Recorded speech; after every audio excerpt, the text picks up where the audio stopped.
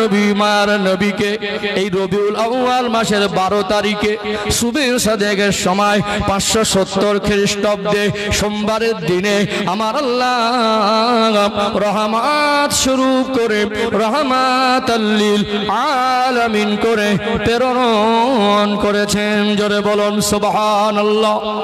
আল্লাহ নবীর কপাল আমার রাসূলুল্লাহ তকদিরটা এমন, মায়ের গর্ভে মাত্র 6 মাস মায়ের গর্ভে থাকা অবস্থায় আমার রাসূলুল্লাহর আব্বাজান তিনি ইন্তেকাল হয়ে গেলেন।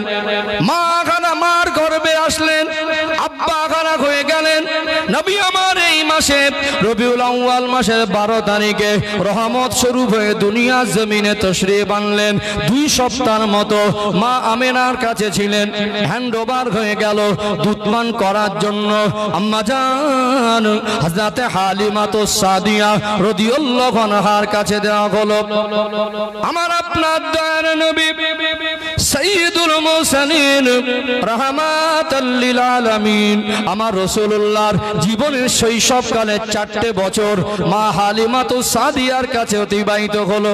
4 বছর পরে আল্লাহ নবী পুনরায় আবার মা আমেনার কাছে আসলেন। 4 বছরের বাচ্চা আমার রাসূলুল্লাহর চেহারা মোবারক আল্লাহ এত সুন্দর করেছিলেন, আমার রাসূলের মতো করে এত সুন্দর করে আল্লাহ সৃষ্টি জগতের মধ্যে আমার আল্লাহ আর কাউকে বানায় নাই। জোরে বলুন সুবহানাল্লাহ। আমার আপনার নবী 4 বছর বয়সে হালিমাতুস সাদিয়া রাদিয়াল্লাহু আনহার কাছ থেকে যখন মা আমেনার ঘরে আসলেন, ওই কুঁড়ে ঘরটা আমার রাসূলুল্লাহর আলোয় আলোকিত হয়ে থাকতো। মা আমেনা আমার নবীর চাঁদ মুখ দেখতেন। একদিকে যেমন আনন্দ, অপরদিকে স্বামীর কথাটা মনে পড়ে যেত।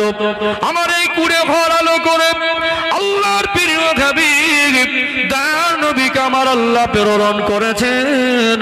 আজ যদি আমার রাসূলুল্লাহর আব্বা বেঁচে থাকতেন, আজ যদি আমার স্বামী আব্দুল্লাহ বেঁচে থাকতেন, এমন একটা সোনার মানিক বাচ্চা পেয়ে তিনি কতটা খুশি হতেন। নবী আমার আম্মা জান আমেনাকে মধুর সুরে মা মা মা বলে ডাকতেন।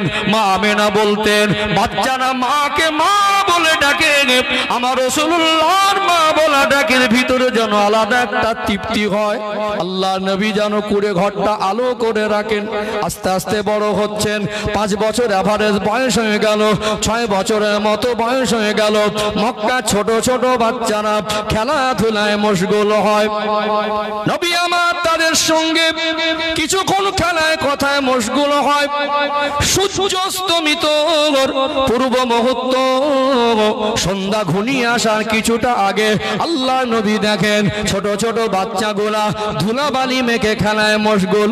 তাদের আব্বা গোলা যখন আসে, ছোট ছোট বাচ্চাগুলা দূর থেকে দেখতে পেয়ে আব্বা আব্বা আব্বা বলে ছুটে ছুটে গিয়ে জড়িয়ে ধরে। ধুলামাখা বাচ্চাগুলাকে ধাক্কা দিয়ে সরিয়ে দেয় না, আদর মায়া মমতা দিয়ে বাচ্চাগুলার গায়ে ধুলা ঝেড়ে দিয়ে কেউ বা হাত ধরে কেউ বা কোলে করে বাড়ি নিয়ে যায়। আমার রাসূলুল্লাহ এমনি করে 1 দিন 2 দিন 3 দিন দেখেন আমার নবীর মনে মনে হয় দুনিয়া আব্বা বলে কেউ একজন থাকে, আব্বা বলে কেউ একজন হয়। আমার কি দুনিয়া আব্বা বলে কেউ নাই? আমার যদি আব্বা থাকতো আমাকে কেন নিতে আসে না? আমার রাসূলুল্লাহ নূরানী পূর্ণিমা চাঁদের মতো চমকানো চেহারাটা মলিন হয়ে গেল, চোখ দুটা ছলছল করে। সন্ধ্যার সময় ঘরে ফিরলেন, মধুমাখা সুরে কান্না মাখা কণ্ঠে মা মা বলে ডাকলেন। মা আমেনা দেখলেন আজকে মনটা বড় খারাপ, আজকে রাসূলুল্লাহর মনটা বড় ভারী, চোখ ভরা পানি। ও বাবা মুহাম্মদ সাল্লাল্লাহু আলাইহি ওয়াসাল্লাম, কি হয়েছে বাবা? অমনি করে কেন মন খারাপ করো? কে তোমায় বকেছে? কে তোমায় মেরেছে? চোখ ভরা পানি নিয়ে আম্মা জান হযরতে আমেনা রাদিয়াল্লাহু আনহাকে বলেন, মা আমার কি দুনিয়া আব্বা বলে কেউ নাই? এমন চোখে পানি দেখে মা আমেনা চোখের পানি ধরে রাখতে পারেন না। কি ভাষায় বোঝাবো? আব্বা হারা সান্ত্বনা দিতেন, ও বাবা মুহাম্মদ সাল্লাল্লাহু আলাইহি ওয়াসাল্লাম, তোমার আব্বা দুনিয়া ছেড়ে চলে গেছেন, তোমার আব্বার কবরের কাছে একদিন নিয়ে যাব। 6 বছর আমার নবীর বয়স। মা আমেনার বাপের বাড়ি, আমার রাসূলুল্লাহ নানার বাড়ি হলো মদিনা শরীফ, এর মধ্যে আর বাপের বাড়ি যাওয়া হলো না। আল্লাহ নবী বারবার আব্বার জন্য বিরক্তি করতেন। আমার রাসূলুল্লাহ দাদু আব্দুল মুত্তালিবের কাছে মা আমেনা গিয়ে অনুমতি চাইতে লাগলেন। মা আমেনা গিয়ে বললেন, আব্বা জান আমি একটু বাপের বাড়িতে যাব, আর আমার সোনার মানিক আব্বা আব্বা করে বিরক্তি করে, একটু আব্বার কবরটাকে দেখিয়ে নিয়ে আসবো। নবীজির দাদু আব্দুল মুত্তালিবের কাছ থেকে অনুমতি নিয়ে উম্মে আইমানকে সঙ্গে নিয়ে আম্মা জান হযরত আমেনা চলে গেলেন বাপের বাড়িতে, মদিনা শরীফে বাপের বাড়ি। মা আমেনার কপালটা আল্লাহ মন করেছিলেন, এক তো স্বামীও চলে গেল, বাপের বাড়ি গিয়ে শুনলেন তানার আব্বা জান অর্থাৎ আমার নবীর নানা আব্দুল ওয়াহাব জুহুরি তিনিও দুনিয়া ছেড়ে চলে গেলেন। 1 মাস মতো আম্মা জান হযরত আমেনা মদিনা শরীফে বাপের বাড়িতে অবস্থান করেছিলেন, কিন্তু মনে বড় দুঃখ ব্যথা। স্বামীও চলে গেলেন, জন্মদাতা পিতাও চলে গেলেন, বুন ভরা দুঃখ ব্যথা নিয়ে আবার পুনরায় মক্কার অভিমুখে রওনা হয়ে গেলেন। মনে পড়ে গেল স্বামীর কবরটা একটু জিয়ারত করব। মক্কা থেকে মদিনা আসার পথে আবওয়া নামক জায়গার অনুসন্ধান করলেন। আমার রাসূলুল্লাহর আব্বা জানের কবর মোবারকের কাছে গিয়ে দাঁড়িয়ে গেলেন, চোখের পানি আর রাখতে পারেন না। আমার রাসূলুল্লাহর 6 বছর মাত্র বয়স। আমার নবীকে বলেন, ও আমার সোনার মানিক, ও বাবা ছেলে আব্বা আব্বা বলে বিরক্তি করো, তোমার আব্বা যদি দুনিয়ায় বেঁচে থাকতো তোমাকে উনি আদর করতো। আমার কপাল আল্লাহ মন করেছেন, স্বামীর আদর বেশি দিন আমার নসিবে হয় নাই, যদিও আল্লাহ আমাকে বিশ্ব নবীর মা হওয়ার সুযোগ দিয়েছেন, কিন্তু আজ আমার স্বামীর জন্য আমি বড় কষ্ট পাই।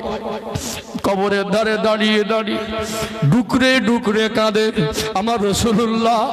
আব্বার কবরের ধারে দাঁড়িয়ে 6 বছরের বাচ্চা মধুমাখা সুরে আব্বা আব্বা আব্বা বলে ডাকে। মরা মানুষের কবরের ধারে 6 বছরের এতিম নবী গিয়ে যতই ডাকে সাড়া পায় না। আমার রাসূলুল্লাহর ওই করুণ শুনে কান্না মাখা কণ্ঠে আব্বা আব্বা বলা ডাকে মনে হয় শুধু নবী কাঁদেন এমন নয়, মরুভূমির আকাশ বাতাস পাহাড়গুলো যেন নিস্তব্ধ হয়ে যায়। উম্মে আইমান কাঁদে, আম্মা জান আমেনা কাঁদে। আমার রাসূলুল্লাহর কপাল কাল্লা এমন করলেন, মা আমেনা ওই জায়গায় দাঁড়িয়ে দাঁড়িয়ে কাঁদতে কাঁদতে বুকের যন্ত্রণা শুরু হয়ে গেল। উম্মে আইমানকে বলেন, ও উম্মে আইমান একটু আমাকে পানি দেন, পানি পান করে আর দাঁড়াবার মতো ক্ষমতা নাই, এত অসহ্য যন্ত্রণা। উম্মে আইমানকে বলেন, ও উম্মে আইমান আমার মনে হয় আমি মারা যাব, এত বেশি যন্ত্রণা আমার জীবনে কোনোদিন হয়নি, তবে আমি যদি মারা যাই আমার এই সোনার মানিককে ওর দাদুর কাছে পৌঁছে দেবে। বাস্তবে তাই হলো। নবীজির আম্মা জান হযরত আমেনা জমিনে লুটিয়ে পড়লেন। উম্মে আইমান কি করবেন, তিনিও তো একজন মেয়ে মানুষ। আমার রাসূলুল্লাহ দিকে আব্বা জানের কবরের ধারে দাঁড়িয়ে দাঁড়িয়ে কাঁদছেন। আল্লাহ পাক মা আমেনাকে ওই জায়গায় ইন্তেকাল করলেন, ইন্তেকাল হয়ে গেলেন। ইন্না লিল্লাহি ওয়া ইন্না ইলাইহি রাজিউন। নবী আমার আব্বাকে ডেকে পেলেন না, এবারে মায়ের গলা জড়িয়ে ধরে কাঁদে, মা আব্বাকে ডাকি বলে, আব্বাকে খোঁজ খবর করি বলে কি বিরক্তি করি বলে রাগ করেছেন। আমার রাসূল প্রথমে বুঝতে পারেন না যে মা মারা গেছেন। উম্মে আইমান হাতটা নিয়ে আম্মা জান আমেনা নাকের কাছে ধরলেন, শ্বাস প্রশ্বাস বন্ধ হয়ে গেল, নিতর দেহটা ঠান্ডা হয়ে আসছে। বুঝতে পেরেছেন আম্মা জান আমেনা ইন্তেকাল হয়ে গেলেন। কি ভাষায় বোঝাবেন? সেদিন আমার নবী জীবনে এমন একটা কষ্টের স্মৃতি মনের মধ্যে গেঁথেছিল। আমার রাসূলুল্লাহ আব্বা জানের কবর দেখতে গিয়ে মাকে হারানোর স্মৃতি না ভুলতেন না। নবী আমার পরবর্তী সময়ে যতবার মদিনা থেকে মক্কায় গেছেন আর মক্কা থেকে মদিনা এসেছেন, ওই আবওয়া নামক জায়গায় গিয়ে আল্লাহ নবী আর কদম আগে বাড়াতে পারতেন না। দাঁড়িয়ে দাঁড়িয়ে কাঁদতেন, এত কান্না কাঁদতেন, আব্বা জানের আম্মা জানের কবরের ধারে কাঁদতে কাঁদতে বসে পড়তেন, হাঁটু দুটা উঁচু করে, মাথাটা হাঁটুর মধ্যে দিয়ে হাঁট করে, দুটা চোখের পানি টপ টপ করে গড়িয়ে যেত।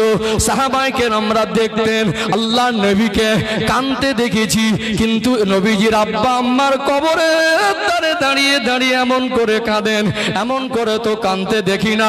লম্বা সময় ধরে কাঁদতেন। সাহাবারা বলতেন, ইয়া রাসূলুল্লাহ, ইয়া হাবিবাল্লাহ, হুজুর বেয়াদবি মাফ করেন, আপনাকে আমরা অনেক বেশি ভালোবাসি, আজকে আপনি এত কান্না কাঁদছেন, আপনার কান্না আমাদের আর সহ্য হয় না। আল্লাহ নবী বলেন, ও বাবা সাহাবীরা, আমাকে একটু কাঁদতে দেন। আমি আমার 6 বছর বয়সে আপনার কবর দেখতে এসে মাকে হারানোর স্মৃতিটা আজও ভুলতে পারিনি। আমার নবীর কপাল কাল্লা এমন করলেন, ওই জায়গায় মা আমেনাকে ওই এলাকার মানুষের সাহায্য নিয়ে উম্মে আয়মান তিনি ওই জায়গায় মা আমেনাকে দাফন করে দিলেন। আল্লাহ রসুলকে নিয়ে মক্কায় ফিরলেন। 6 বছর বয়স, আব্বা খানা মা খানা হয়ে গেলেন। দাদু আব্দুল মুত্তালিব তিনি তার ওই এতিম পোতা আমার রাসূলুল্লাহ দায়িত্বটা নিজের কাঁধে উঠিয়ে নিয়েছিলেন। আমার নবীর কপাল কাল্লা এমন করেছিলেন, দাদুর আদরও বেশি দিন পায় নাই। দাদুর আদরও বেশি দিন না, মাত্র 2 বছর। নবীজির আব্বারা ছিলেন মোট 10টা ভাই, একটা চলে গেলেন। নবীজির আব্বাজান 9টা ভাই তখন জীবিত ছিল। নবীজির 9টা চাচা। নবীজির 9টা চাচাদেরকে একদিন নবীজির দাদু আব্দুল মুত্তালিব ডেকে বলছেন, আল্লাহর নবীকে আল্লাহ এত সুন্দর চেহারা করেছিলেন, আমার নবীকে দেখলেই একটা ভালোবাসা তৈরি হতো। জোরে বলুন সুবহানাল্লাহ। এত বেশি আদর করতেন দাদু, চেষ্টা করতেন বাপ মা হারানো যে কষ্ট, এই কষ্টটা যেন আল্লাহ রসুলের মনে না পড়ে। অতিরিক্ত আদরের জিনিস তো, তিনি দুশ্চিন্তা করতেন। তার বয়স তখন 80+। নবীজি দাদু আব্দুল মুত্তালিব তদানীন্তন সময়ের কাবা শরীফের মতো আল্লি, খুব বিচক্ষণী জ্ঞানী মানুষ ছিলেন। মনে মনে করলেন, আমি যদি মারা যাই বাচ্চাটাকে কে দেখভাল করবে? তার 9টা ছেলেকে ডাকলেন, নবীজির আপন 9টা চাচাকে ডাকলেন। ডেকে নবীজি দাদু বলছেন, আমার তো বয়স হয়েছে, যদি আমি মারা যাই তো এই বাচ্চাটাকে কে দেখবে? নবীজির চাচারা বললেন 9টা ভাই মিলে, আব্বাজান, একটা ভাই আমাদেরই ছোট ভাই আব্দুল্লাহ চলে গেলেন, আমাদের তো ভাই, এটা তো আমাদের ভাইপো, বাচ্চাটাকে সবাই আদর করি। তো আপনি যতদিন বেঁচে আছেন দেখছেন ঠিকই আছে, আপনি মারা যাবার পরে এত দুশ্চিন্তা করার কোনো ব্যাপার নেই। আমরা 9টা ভাই আছে, একটা এতিম ভাইপোর কষ্ট দেবো না, অসুবিধা হবে না। আমার আপনার মতো মানুষ হলে বলতো ঠিক আছে থাক, দেখে নেবে। কিন্তু নবীজির দাদু এত বেশি ভালোবাসতেন, তিনি বললেন, না, তোমাদের এই কথাটা আমার পছন্দ হয়নি, তোমরা 9 জন মিলে দেখবে, এটা আমার পছন্দ হয়নি। আমার ইচ্ছা হচ্ছে তোমাদের মধ্যে যে কোনো একজন দায়িত্ব নাও। কারণ কি জানেন? একটা সময় বলবে, ওই ভাইটা দেখেন, আমি কেন দেখবো? একটা সময়কে কিছুদিন দেখার পরে কিছুদিন কাছে রেখে বলবে, আমি অনেক দিন দেখেছি, বা তুই কিছুদিন দেখ, বলবে না? আল্লাহর নবী কষ্ট পাবেন, মনে মনে ব্যথা পাবেন। আর যদি আমার আব্বা থাকতো, আর যদি আমার মা থাকতো, তাহলে আজকে এর কাছে কিছুদিন, ওর কাছে কিছুদিন, ওর কাছে কিছুদিন, একটা জায়গায় থাকলে একটা মহব্বত, একটা আন্তরিকতা তৈরি হয়, বারবার ঘোরাফেরা একটা পরিস্থিতি তৈরি হবে। আল্লাহর নবীর দাদু আব্দুল মুত্তালিব বললেন, আমি চাইছি তোমাদের মধ্যে যে কোনো একজন দায়িত্ব নিক। নবীজির 9টা চাচা তখন হায়াতে, 9টার মধ্যে একটা নাম হলো আবু তালিব। নবীজির চাচা আবু তালিব ইনি কে? হযরত জাফর বিন আবু তালিব রাদিয়াল্লাহু আনহু। এই জাফর রাদিয়াল্লাহু আনহু নবীজির আপন চাচাতো ভাই। এই জাফর রাদিয়াল্লাহু আনহু একটা ভাই হলো হযরত আলী রাদিয়াল্লাহু আনহু। আলী রাদিয়াল্লাহু আনহু আব্বার জানের নাম হলো আবু তালিব, আলী ইবনে আবু তালিব। খুতবার ভিতর অনেক সময় দেখেন না, হযরত আলী ইবনে আবু তালিব। এই আবু তালিব ইনি ছিলেন নবীজির আপন চাচা, আর আলী রাদিয়াল্লাহু আনহু ছিলেন নবীজির আপন চাচাতো ভাই, চাচাতো ভাই।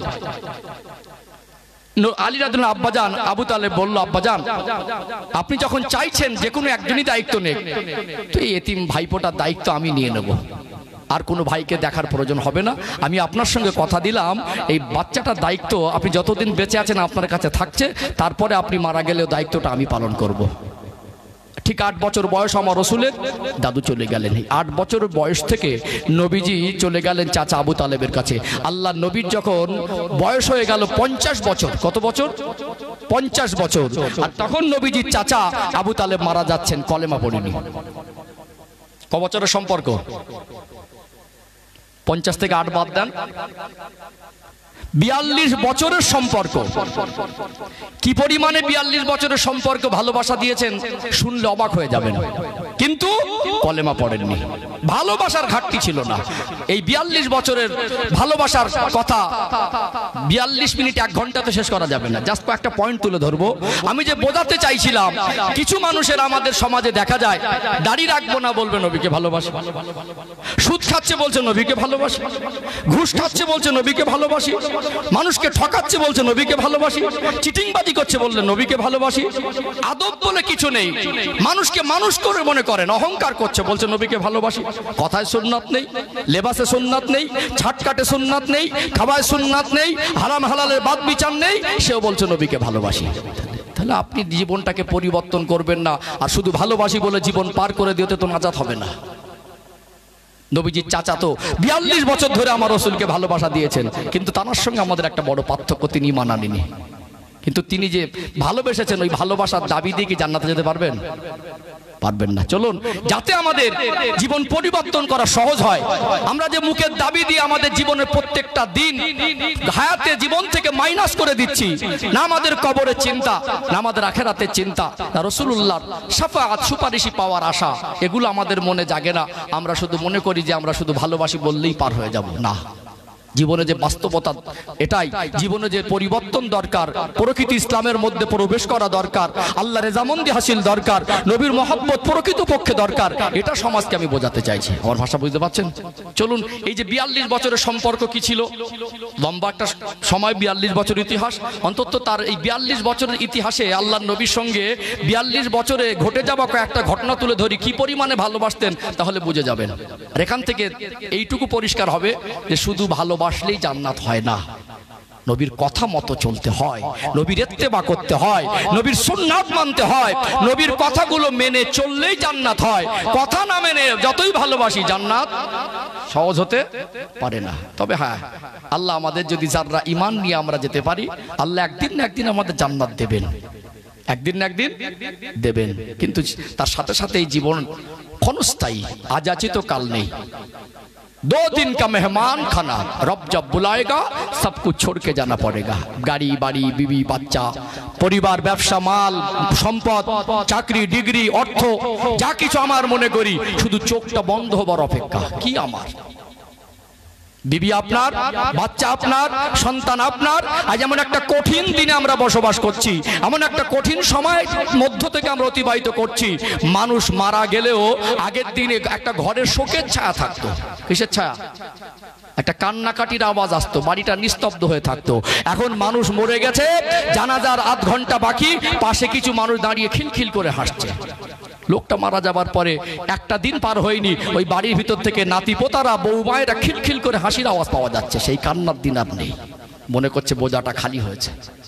জীবন তৈরি করুন, নবীর মহব্বত অন্তরে জাগা দেন, নবীর সুন্নাত আমলে জিন্দেগিতে বাস্তবায়ন করেন। এই ভালোবাসা যদি সুন্নাতের আমল বাস্তবায়ন করতে পারি, মানে হাব্বা সুন্নতি ফাকাদ হাব্বানি, নবী বলছেন তোমরা আমার সুন্নাতকে ভালোবাসো, ওই ভালোবাসাটাই আমি রাসূলের ভালোবাসা হবে। জোরে বলুন, ওমান আহাব্বানি কানা মাই ফিল জান্নাহ। যদি সেই ভালোবাসার মতো বাসতে পারো, সুন্নাতের আমল করতে পারো, ওটা আমার ভালোবাসা হবে। আর ওই ভালোবাসার কারণে আমি আর ওই ব্যক্তি আল্লাহ জান্নাতে এক জায়গায় থাকবো। জোরে বলুন। ও ভাইজানেরা, সোনার মানিক যুবকেরা, আব্বার মায়েরা, যেহেতু নবী দিবসের মাহফিল, আমি বোঝাতে চাইছিলাম আজকে আলোচনার বিষয়বস্তু হলো প্রকৃত নবীর ভালোবাসা কি। নবীর জীবনে এই জন্য একটু তুলে ধরছিলাম। চলুন একটু আগে বাড়ি। আল্লাহ দয়া দয়াময় আমার আপনার নবী দয়ার নবীর কপালকে এমন করলেন 8 বছর বয়সে দাদুকে হারিয়ে ফেললেন, 6 বছর বয়সে মাকে হারালেন, মায়ের গর্ভে 6 মাস আব্বাজান চলে গেলেন। এই 8 বছর বয়সে নবীজির দাদু আব্দুল মুত্তালিব ওয়াদা অনুযায়ী আমার রাসূলুল্লাহকে নিজের কাছে টেনে নিলেন। আমার রাসূলুল্লাহ দেখভালের দায়িত্ব পালন করতে লাগলেন। আমার নবীকে এত বেশি ভালোবাসতেন, আমার রাসূলকে এত বেশি মহব্বত করতেন, যেখানেই যেতেন হাত ধরে ধরে নিয়ে যেতেন।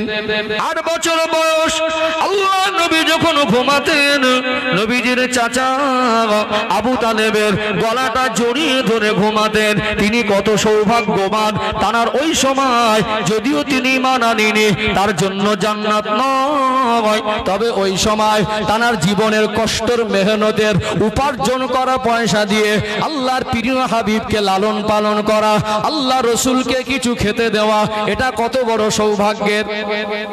12 বছর বয়স হয়ে গেল, 4 বছর চাচা জানের সঙ্গে গভীর মহব্বতে ডুবে গেলেন। তদানীন্তন সময়ে মক্কার মানুষের এক শ্রেণীর মানুষের ইনকাম অফ সোর্স, অর্থ উপার্জনের মাধ্যম ছিল ব্যবসা। মক্কার জমিন থেকে ব্যবসার মাল নিয়ে শামে চলে যেত। ব্যবসার সিজনে শামে মাল বিক্রি করলে অনেক টাকা লাভ হতো। ব্যবসার সিজন মক্কার ব্যবসায়ীরা একটা দিন ঠিক করলো যে যার মাল নিয়ে মক্কার জমিন থেকে মাল কিনে নিয়ে শামে চলে যাবে। আল্লাহ নবীর কাছে খবর হয়ে গেল নবীজির চাচা আবু তালেব তিনিও ব্যবসার মাল নিয়ে যাবেন। আল্লাহর নবী এই কথা শোনার পরে নবী আমার চাচা আবু তালেবকে বলতে লাগলেন, চাচা যান, ও চাচা যান, আমি আপনাকে অনেক বেশি ভালোবাসি, আপনাকে ছাড়া আমি থাকতে পারবো না, আপনাকে ছাড়া আমি ঘুমাতে পারবো না, আপনাকে ছাড়া আমার কিছু ভালো লাগে না। আমি শুনেছি আপনি মাল বিক্রি করতে ব্যবসার মাল নিয়ে শামে চলে যাবেন, চাচা যান, আপনি কি আমায় নিয়ে যাবেন না? আল্লাহ নবী হুজুর আমার এই কথা বলার পরে চেহারাটা মলিন হয়ে গেল, আল্লাহ নবীর মনটা খারাপ হয়ে গেল। মনে মনে করতে লাগলেন হয়তো চাচা যান চলে যাবেন কিছু দিনের জন্য, আমাকে নিয়ে যাবেন না। আমার আপনার নবীর ওই মলিন চেহারা দেখে আবু তালেব এত বেশি ভালোবাসতো, থাকতে পারেন না। আমার নবীকে সান্ত্বনা দিয়ে বলেছিলেন, ও ভাতিজা মুহাম্মদ সাল্লাল্লাহু আলাইহি ওয়াসাল্লাম, মন খারাপ করো না, তুমি যেমন আমায় ভালোবাসো আর আমিও তেমনি তোমায় ভালোবাসি। তুমি যেমন আমায় ছেড়ে থাকতে পারবে না, আমিও তো তোমায় ছেড়ে থাকতে পারবো না। আমি কথা দিলাম আমি তোমাকে সাথে করে নিয়ে যাব। কথা বলা আর বাস্তবটা এক না, কোথাও নিয়ে যাব বলা আর নিয়ে যাওয়াটা এক না। একটু ক্লিয়ার করি বিষয়টা, আরো সহজ হয়ে যাবে বুঝতে, যে ভালোবাসাটা কি পরিমাণে ভালোবাসতেন, ওই ভালোবাসাও নাজাত দিতে পারবে না। নবীর কথা মতো জীবনযাপন করিনি তাই। তো শাম যেটা ভৌগোলিক ম্যাপের অবস্থান, আমার রাসূলুল্লাহর সিরাতের কিতাবে যে শামের কথা উল্লেখ হয়েছে, আজকে সেই শামের এরিয়াটা কয়েকটা ছোট ছোট রাষ্ট্রের টুকরো টুকরো হয়ে গেছে। যেটা প্যালেস্তাইন, যেটা ইসরায়েল, যেটা সিরিয়া, এই সমস্ত যে এরিয়া, এগুলো সব শামের এরিয়া ছিল। তো কোথায় মক্কা শরীফ, কোথায় সেই মক্কার শহর, আর কোথায় সেই শাম? আজকে যেখানে প্যালেস্তাইন, মসজিদ আকসা, বাইতুল মাকদিস, যেখানে সিরিয়া, যেখানে আপনার ওই ইসরায়েল, এই সমস্ত এরিয়া সব তখন সব শামের এরিয়া পড়ছে। বড় একটা এরিয়া ছিল, তখন তো এত টুকরো টুকরো ভাগ হয়নি। তো এইখানে যাওয়াটা কিরকম, ব্যবসার মাল আমাল নিয়ে যেতেন। বড় বড় ব্যবসায়ীর আন্ডারে কারোর 20টা 30টা করে উট থাকতো, উটের পিঠে মাল বোঝাই। রক্ষণাবেক্ষণের জন্য একজন কেউ দায়িত্ব নিতেন, সঙ্গে 2-4 জন করে নিতেন দেখভালের জন্য। মরুভূমির পথ অতিক্রম করা তখনকার দিন অত্যন্ত কঠিন ছিল। কোথায় রাত হয়, কোথায় দুপুর হয়, কোথায় সকাল হয়, এইটুকুর কোনো নিশ্চয়তা ছিল না। যেতে যেতে যেতে যেতে ফাঁকা ময়দান, মরুভূমি আর পাহাড়, সন্ধ্যা হয়ে গেল তো ওখানেই তাঁবু। আবার পরের দিন সকালে রওনা হবেন, রান্না করে কিছু খাবার দাবার করলেন। রাস্তায় যেতে যেতে যেতে যেতে প্রচন্ড গরম, আমাদের মতো চতুর্দিকে এই রকম পরিবেশে গাছপালা ছায়া। মক্কা মদিনা যারা সফর করেছেন বলুন তো, তার চিত্রটা কিছুটা ভিন্ন না? এখনো দেখছেন, যদি আগের থেকে অনেকটা পরিবর্তন।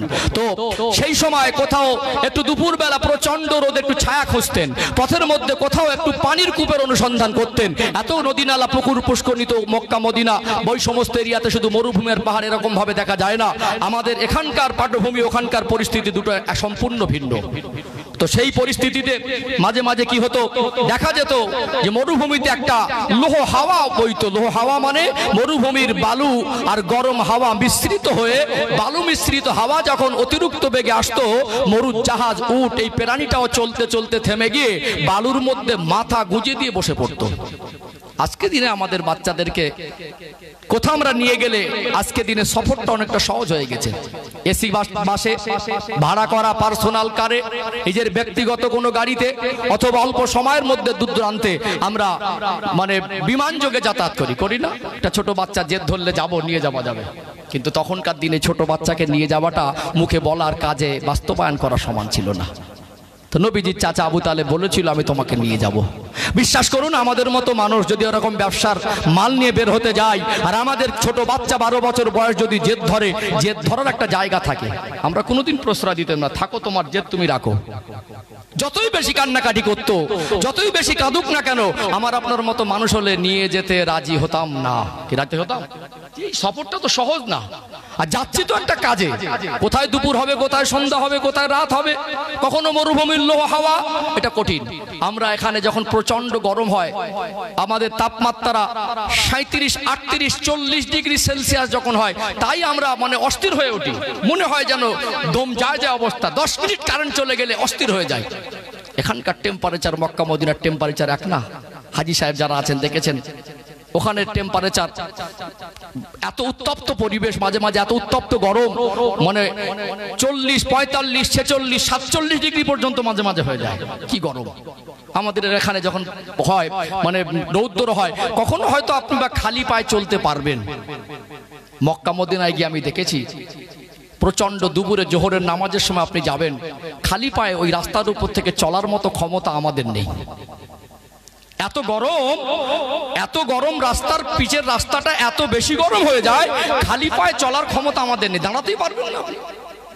কারোর যদি জুতো হারিয়ে যায় না, ওই জায়গায় দাঁড়িয়ে থাকতে হয়, কায়দা নেই যাওয়ার।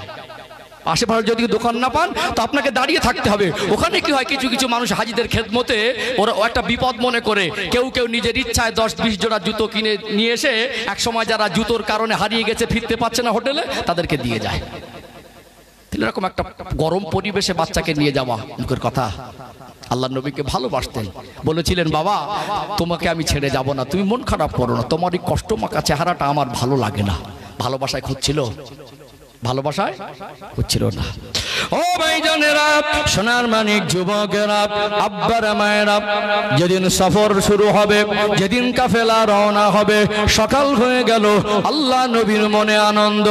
আর চাচা জানের সঙ্গী হয়ে যাবেন।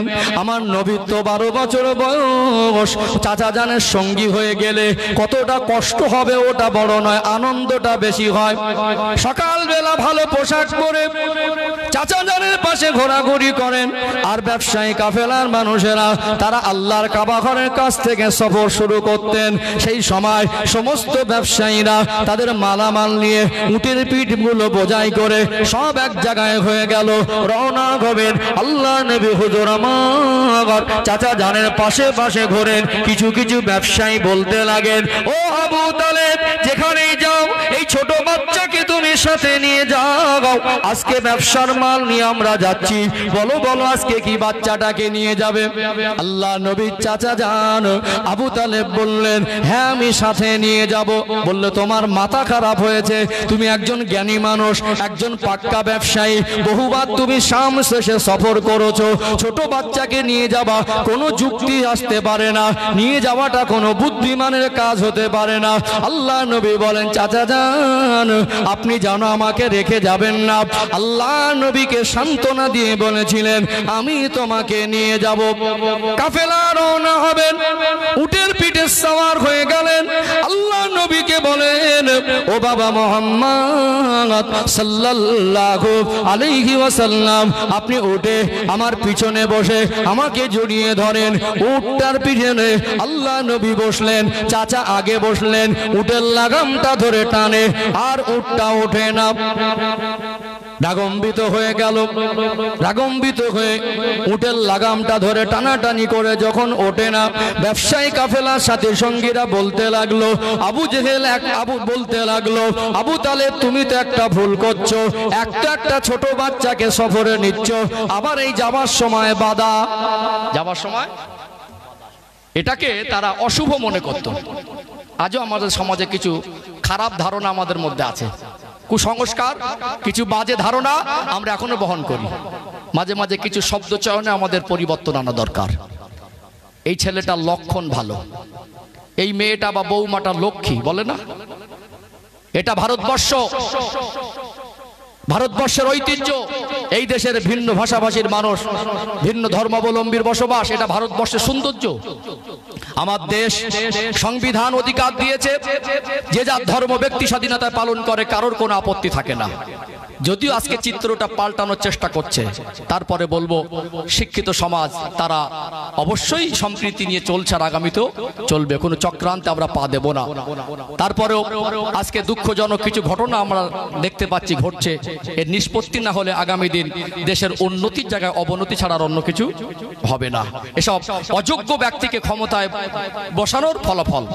আজকে অযোগ্য ব্যক্তিকে ক্ষমতায় বসালে অসৎ ব্যক্তিরা যখন ক্ষমতা দখল করে তখন দেশের মানুষের দেশের ভিতরে আর শান্তি থাকে না। সম্মানিত ভাইরা, আল্লাহর কাছে দোয়া করি আল্লাহ আমার দেশকে অসৎ মানুষের হাত থেকে নিয়ে যারা দেশের দশের ভালো চায়, সম্প্রীতি চায়, যারা মানুষের ভালো চায়, আল্লাহ তাদের ক্ষমতার আসন দান করেন, বলেন আল্লাহুম্মা আমিন। যদিও আমি রাজনৈতিক কোনো নেতা নয়, আমার ব্যাকগ্রাউন্ডে কোনো রাজনীতির রং নেই, আমি কারোর পক্ষে বিপক্ষে কথা বলি না, এটা জলসা মাহফিলের মজলিস। আমি আমার নীতি আদর্শ নিয়ে, আমি আমার ব্যক্তি পরিচয় নিয়ে চলতে পছন্দ করি। যাই হোক সম্মানিত ভাইরা, যে কথা বলছিলাম, এখানে প্রসঙ্গ এসেছে দুটো, একটা কথা বলি। কিছু কিছু মানুষ মনে করে বৌনি বেলায় একটা বিক্রি করবে, ওই সময় বাকি দিলে দিনটা ভালো যাবে না। একটা মানুষ সত্যিকারে যদি তার লেনদেন ভালো হয়, সত্যিকারে তার লেনদেনটা যদি ভালো হয়, এখন সমাজে কিছু চিটিংবাজ আছে যাদের জন্য সৎ মানুষ, ভালো মানুষের উপর ইফেক্ট আসছে।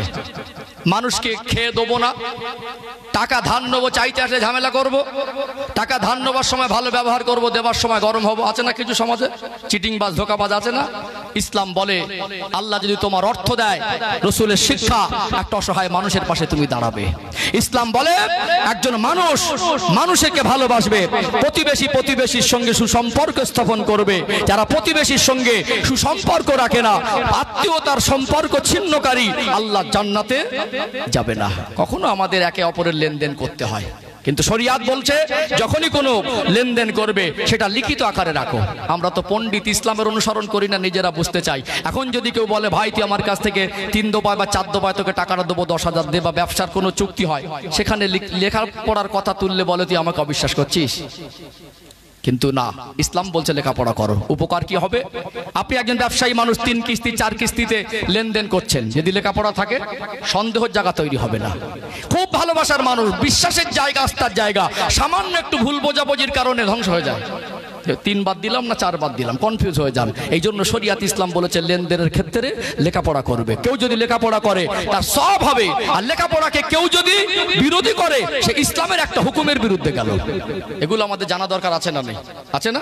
কাউকে যদি টাকা পয়সা লেনদেন করেন, লেখাপড়া করবেন, এটা আমল করবেন, সুন্নাত হবে। এই লেখাপড়ার আমল ছেড়ে দিয়েছি বলে আমাদের ভিতরে লেনদেনকে কেন্দ্র করে অনেক রকম অশান্তি, অনেক রকম পবিত্র সম্পর্ক ছিন্ন হয়ে যায়, আত্মীয়তা সম্পর্ক নষ্ট হয়ে যায়। আল্লাহ আমাদের ইসলামের শরিয়াতের আইন কানুন মেনে চলার তৌফিক দান করেন, বলেন আল্লাহুম্মা আমিন। তাহলে সত্যিকার একজন সৎ মানুষকে আপনি সহযোগিতা করছেন, সহযোগিতা করলে তো আল্লাহ খুশি হয়। আপনি কাউকে উপকার করলে তো আল্লাহ আপনাকে বেশি বরকত দেওয়ার কথা।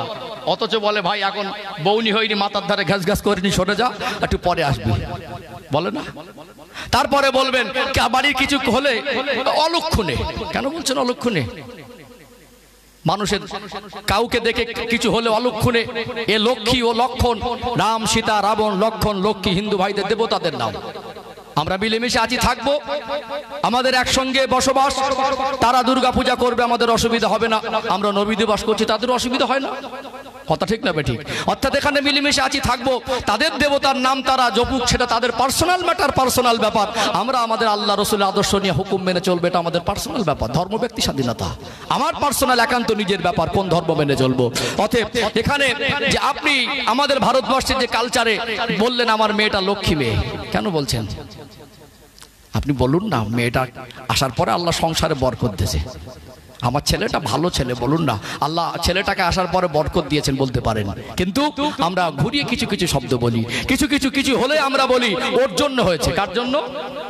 অলক্ষণে ও আসার পর থেকে বরকত চলে গেছে। বরকত দেবার মালিককে। হালাল পন্থায় ব্যবসা করবেন, আল্লাহর কাছে চাইবেন, আল্লাহ বরকত দেবে। কি দেবে? আল্লাহ বরকত দেবে ইনশাআল্লাহ। তারপরে দেখবেন আমাদের কিছু ধারণা, ওই যেমন বলছিলাম না যে কাউ কিছু ঘটে গেলে বলে অলক্ষণে তোর জন্য হচ্ছে। আবার কেউ কেউ মনে করে মানুষ মরে গেলে রুহু বাড়ি আসে, বলে না? আমি বলছিলাম, কালকেও বলছিলাম মাহফিলে, কয়েকদিন আগে আমার কাছে একটা কল আসে, বললো হুজুর আমার আব্বা মারা গেল, আর ওই ঘরটাতে কয়েকটা দিন আমার প্রতিবেশীরা বলছে ঘুমাস না, ওখানে আত্মা আসে গলা টিপে দেবে। যে ঘরে মানুষ মারা যায় ওই ঘরে অনেকে কেউ ঘুমাতে চায় না। কেন? ভয় লাগে। কেন ভয় লাগে? আত্মা আসে। ধারণা, আল্লাহ বান্দাকে যখন ডেকে নেন, ইন্তেকাল হয়, তার রূহ, তার আত্মা, যেটাকে জান বলি, রূহ বলি, আত্মা বলি, ওটা আল্লাহর হুকুমে চলে যায়। যদি নেককার হয়, যদি দিনদার হয়, যদি ভালো মানুষ হয়, জান্নাতে যাওয়ার মতো উপযুক্ত জীবন তৈরি করতে পারে, ওই রুহুটাকে আল্লাহর ফারিস্তারা জান কবজ করার সময় জান্নাতি রেশমি রুমাল নিয়ে তাকে সম্মান করে, তাকে মরণটা অত্যন্ত সহজ করে দিয়ে ওই রুহুটাকে নিয়ে আলা ইল্লিনে সম্মানিত জায়গা আল্লাহ রেখে দেন। আল্লাহ পাক কোরআন শরীফে 30 নম্বর পারায় সূরাতুল ফাজরের শেষ আয়াতে বলছেন, ইয়া আইয়াতুহান নাফসুল মুতমাইন্না ইরজিই ইলা রাব্বিকি রাদিয়াতাম মারদিয়া। হে পবিত্র আত্মা, তুমি তোমার রবের সন্তুষ্টির দিকে এসো। আল্লাহ রাসূল বলেন, একটা পাত্রে যখন পানি থাকে, পানিটা যখন পানির পাত্রটা উল্টে দেওয়া হয়, পানিগুলো পড়ে গিয়ে শেষ পানির কাতরাটা একেবারে আস্তে আস্তে আস্তে আস্তে ওই পাত্র থেকে আলাদা হয়। শেষ কাতরাটা, শেষ ঠোপাটা আস্তে আস্তে আলাদা হয়। যত আস্তে আস্তে একটা পাত্রের পানি পাত্র উল্টে দিলে আস্তে আস্তে পাত্র আর পানিটা আলাদা হয়। মোমেন বান্দা, নেককার বান্দার রুহুটাকে আল্লাহ পাক ওই রকম আস্তে আস্তে শরীর থেকে আলাদা করে দেন। জোরে বলুন সুবহানাল্লাহ। ওই রুহুটাকে যখন জান্নাতি রেশমি রুমালে করে নিয়ে আলা ইল্লিনের দিকে নিয়ে যাওয়া হয়, ওই রুহুর খুশবুতে আল্লাহর আসমানি ফারিস্তারা বলেন, আজকে এই খুশবু কোথা থেকে আসে? আল্লাহর ফারিস্তারা জবাব দেন, এটা নবীর ভালোবাসার একজন উম্মতের রূহ, এটা একজন নবীর আশেকের উম্মতের রূহ, এটা একজন মোমেন বান্দার রূহ, এটা একজন আল্লাহ প্রেমিকের রূহ, এটা একজন খোদা ভীরু ইসলামের পথে প্রতিষ্ঠিত হওয়া বান্দার রূহ। এই রূহটা থেকে আল্লাহ খুশবু জারি করে দেন। অর্থাৎ আল্লাহর নবী বললেন, যদি নেক হয় তো কবরটাও জান্নাতের টুকরা, আর যদি নাফরমান হয় কবরটা জাহান্নামের টুকরা। রূহটা চলে যায় কোথায়? যদি নাফরমান হয়, যদি জান্নাতের উপযুক্ত জীবন তৈরি করতে না পারে, তার রূহটাকে আল্লাহ সিজ্জিনে কষ্টদায়ক জায়গায় স্থান করে দেন। মানুষ মারা গেলে তার রুহু বাড়ি আসে, মানুষ মারা গেলে এসে রাত্রির বেলা গলা টেপে। এই সমস্ত ধারণা ইমানদার মনের মধ্যে পোষণ করতে পারে না। এ সমস্ত ধারণা মনের মধ্যে রাখা হলো হারাম। কি বললাম? হারাম না? একটা সহজ হিসাব বুঝিয়ে দিয়ে একটু ভালো হবে আপনাদের। এখন যদি মানুষ মারা যাবার পরে ওই মানুষের রুহ এসে কারোর গলা টিপতে পারত, অনেকে দুশ্মনী করে, ঝগড়া করে, কুপিয়ে বা মার্ডার করে দেয় না? হ্যাঁ, তাহলে যে মার্ডার করেছে তার উপর তো রাগটা বেশি। আমার টাকা পয়সা, গাড়ি বাড়ি কষ্ট করে সব করলাম, একটু সুখের জীবনে সবে মনে করেছিলাম সুখ পার করবো, তুই আমাকে মার্ডার করে দিলি। তাহলে গলা টেপার যদি ক্ষমতা থাকতো, ভালো মানুষের ছেলে মেয়ের বিবি বাচ্চা নাতি পোতার গলা কেন টিপবে? সে যে মার্ডার করেছে তার গলাটা তো আগে টিপতো নাকি? কি মনে হয় এরকম হয়েছে? দেখেছেন? যদি গলা টেপার ক্ষমতা আল্লাহ রুহুকে দিতেন মরণের পরে, তাহলে যারা মার্ডার করছে এদের তো বেঁচে থাকার কথা নয়, ওই রাত্রিরেই এসে আগে গলা টিপতো। এই জন্য আমাদের এই সমস্ত ধারণাগুলো আমাদের ত্যাগ করা দরকার। সবসময় আল্লাহর উপরে ভরসা করে চলতে হবে, হালাল রুজি উপার্জন করতে হবে। আল্লাহ যদি পরীক্ষা করার জন্য কখনো লসও করে দেন, সবর করতে হবে। আর আল্লাহ যদি লাভও দেন, তাতে শুকরিয়া আদায় করতে হবে। কথা ঠিক না বেঠিক? এটা হচ্ছে ইসলাম। অথচ আমরা কিছু হলে কাউকে দোষ দেই, কিছু হলে কাউকে অলক্ষণে বলে দেই। এগুলো আমাদের একটু সাবধানতা অবলম্বন করা দরকার। আমি অজের লাইন ভুলে যাইনি, বলছিলাম যখন এই উটটা উঠছেন, আল্লাহ নবীকে পিছনে বসিয়ে রেখেছেন, তখন সাথী সঙ্গীরা আবু তালেবকে বলল, দেখো প্রথমত বলেছিলাম বাচ্চাটাকে নিও না, আবার দেখো এই যাওয়ার মুখে বাধা, এটা একটা অশুভ লক্ষণ। তারা বলছে তাদের ভাষায়, তখন তার চিত্ত অনুযায়ী আবু তালেব ক্ষণিকের জন্য একটু কষ্ট আর লজ্জিত হবে না? যে আমার সাথী সঙ্গীরা একটা সময় আমাকে এরকম করছে, রাগে বেগম রাগম্বিত হয়ে গিয়ে চাবুকটা নিয়ে উটকে আঘাত করতে লাগলো। আমার নবী হলেন রহমতের নবী। যেই চাচা যান উটটাকে আঘাত করেছে, আল্লাহর নবী থাকতে পারেন, চাচা যান যে উটটাকে আপনি মারছেন, উটটাকে মারবেন না। আল্লাহর নবীকে আল্লাহ শুধু মানুষের নবী করেনি, আল্লাহর মাখলুকের নবী করেছেন। জোরে বলুন, ওমা আরসালনাকা ইল্লা রাহমাতাল লিল আলামিন। আল্লাহ পাক আমার হাবিবকে সাইয়্যিদুল মুরসালিন, আমার রাসূলকে রাহমাতাল লিল আলামিন করে পাঠিয়েছেন। জোরে বলুন, আমার নবী উটের ভাষাটাও বুঝতেন। জোরে বলবেন না? ও ভাইজানেরা, সোনার মানিক যুবকেরা, আব্বারা মায়েরা, আল্লাহ নবী হুজুর আমার চাচা আবু তালেবকে বলতে লাগলেন, ও চাচা যান, চাচা যান, আপনি উটটাকে অমনি করে মারবেন না, ওটা অবলা জীব। আল্লাহ নবী যেন উঠে শোষা বুঝতে পারেন, উটটা যেন আল্লাহ নবীকে তার নিজের ভাষায় বলে, আপনি আল্লাহর প্রিয় হাবিব, আপনি আল্লাহ নবী পিছনে বসবেন আর আপনার চাচা সামনে বসে থাকবে। আমি ওটা মেনে নিতে পারছি না। আল্লাহ নবী বললেন, চাচা যান, একটু আপনি আমাকে সামনে বসান। আল্লাহ নবী জীবনের ব্যতিক্রম ঘটনা তাশরীফ আনার আগে থেকে আমার আল্লাহ মা আমেনাকে উপলব্ধি করিয়েছেন না করায় নাই? আল্লাহ নবীর টোটাল জীবনটা ছিল ব্যতিক্রম। যে মানুষটা আমার রাসূলুল্লাহকে 4 বছর ধরে লালন পালন করছেন, সেই নবীর কথাটা তিনি গুরুত্ব দিলেন যে না, নিশ্চয়ই উটটা উঠছে না, অন্যতম কারণ থাকতে পারে। যেই না আমার নবীকে সামনে বসিয়ে দিয়েছেন, উটটা আর চাবুকে আঘাত করতে হলো না, এমনি উঠে দাঁড়িয়ে চলতে শুরু করে দিল। মক্কার জমিন থেকে রওনা হয়ে গেলেন। লম্বা সফর, প্রায় 15 দিনের অধিক সময় নিত রাস্তায় যেতে যেতে। আল্লাহর নবীকে নিয়ে ওই সফরে আজকে বর্তমান ভৌগোলিক ম্যাপের অবস্থান জর্ডান বলে যে রাষ্ট্র আছে, ওই জর্ডানের উপর থেকে তখন অতিবাহিত করছিলেন। আল্লাহ নবী প্রচন্ড রৌদ্রে ভরা দুপুরে একটু ক্লান্ত বোধ করতে লাগলেন। আমার রাসূলুল্লাহ চাচা আবু তালেবকে বলতে লাগলেন, ও চাচা যান, একটু যদি কোথাও ছায়া পেতাম, একটু যদি আরাম করতে পারতাম, কোথাও যদি একটু কাফেলা থামাতেন।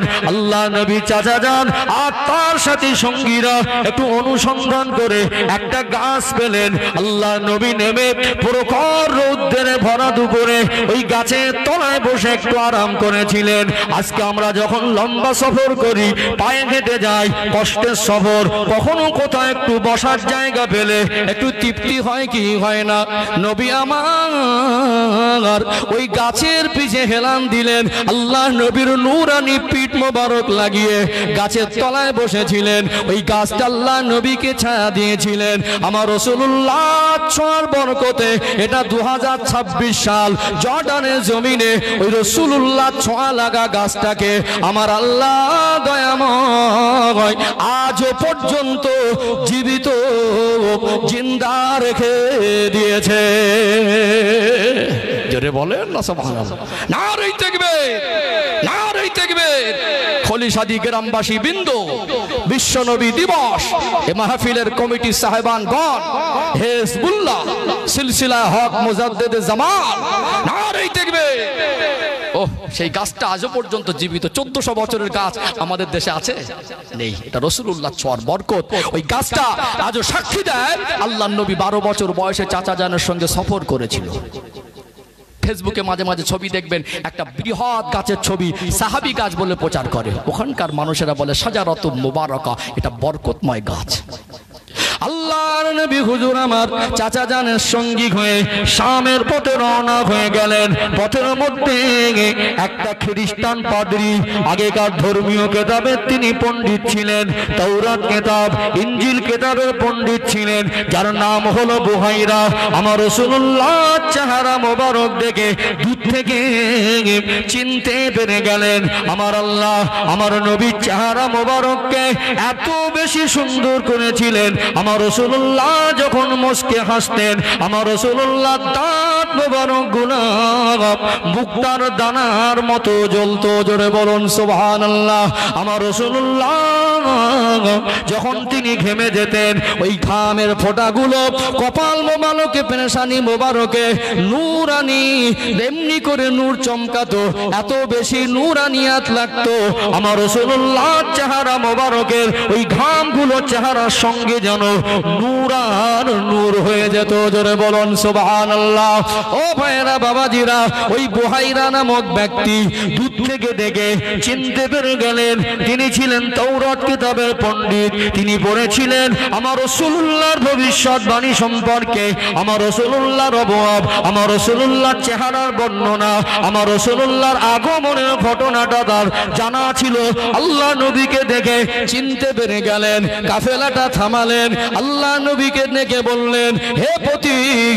আমার রাসূলুল্লাহ চাচাকে জিজ্ঞাসা করতে লাগলেন, বলেন বলেন সত্য কথা বলবেন, এই বাচ্চাটার নাম কি? মুহাম্মদ। তার চাচা আবু তালেব আশ্চর্যজনিত হয়ে অবাক হয়ে গেলেন, এই বাচ্চার নাম মুহাম্মদ, এই মুরব্বী 80 বছর বয়স্ক এই বুহাইরা নামক পাদ্রী কি করে জানে?